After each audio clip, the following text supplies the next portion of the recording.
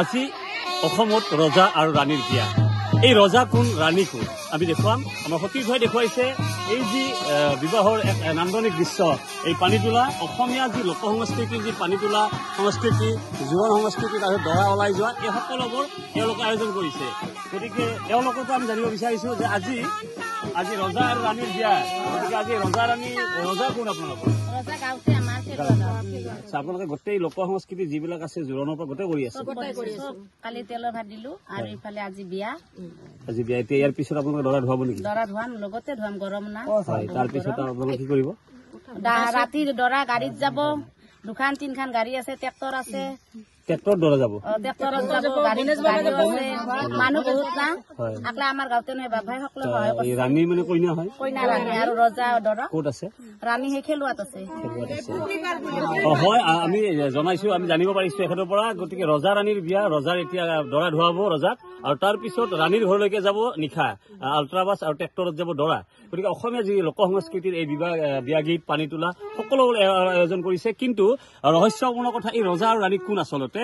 যে অসমত যি প্ৰাকৃতিক যি পৰিৱেশ, অসমৰ যি ভৌগোলিক গোলকীয় উষ্ণতা, এফালে যি চিৰাল ফাট মেলিছে খেতিৰ, এই যি লোকবিশ্বাস যে ভেকুলীৰ বিয়া পাতিলে হেনো বৰষুণ নামে, এই ধৰালৈকে বৃষ্টি নামে। আৰু সেইকাৰণে আজি খেলুৱাবাসীয়ে ইয়াত এটা নান্দনিক পৰিৱেশত বিয়া আয়োজন কৰিছে। সতীৰ্থই দেখুৱাব, এইদৰে বেণ্ড পাৰ্টি আছে, গতিকে বেণ্ড পাৰ্টি বজাইছে, তেওঁলোকে পানী তুলিছে, সকলোবোৰ কাৰ্য সমাপন কৰি আহিছে। সুন্দৰ নান্দনিক পৰিৱেশ, এই পৰিৱেশত তেওঁলোকে পানী তুলি এইদৰে আহি আছে। তেওঁলোকে পানী তুলি গৈ এতিয়া দৰা গা ধুৱাব ট্ৰেক্টৰত,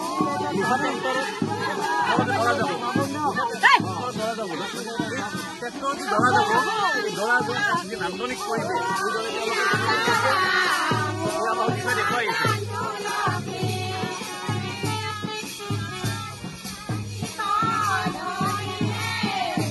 আৰু এই যি নান্দনিক দৃশ্য, ইয়াৰ পিছত দৰা ধুৱাই নিশা ট্ৰেক্টৰত দৰা যাব, ৰজাই ট্ৰেক্টৰত ৰাণীক আনিব যাব। আৰু তেতিয়া হেনো অসমত আমাৰ এই যে অসমৰ ঘৰলৈকে বৃষ্টি নামিব, খেতিয়কে এক উৎসাহিত হ'ব, তেওঁলোকৰ খেতিবোৰ ভাল হ'ব। এইদৰে তেওঁলোকে বিবাহ আয়োজন কৰিছে। মানে হেৰি ভেকুলীৰ বিয়া, তেওঁলোকৰ নাম ৰজা ৰাণী। আপোনালোকে কিমান বছৰ এইদৰে আয়োজন? আমি 3 বছৰে কৰিলো। এই বিয়াখন কিবা পতা হয়?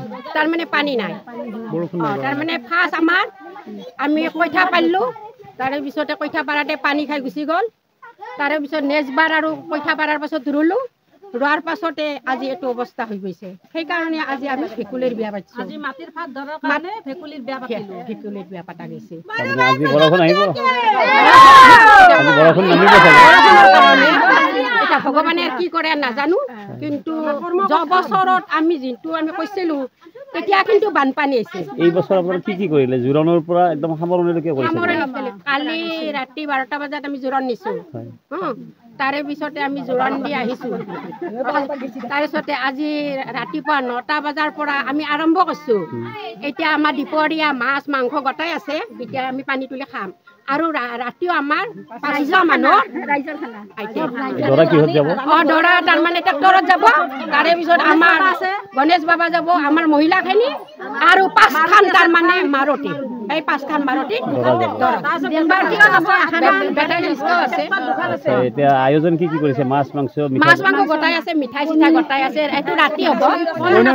যিকোনো খবৰৰ বাবে যোগাযোগ কৰক 7099017330 অথবা 7099017390 নম্বৰত।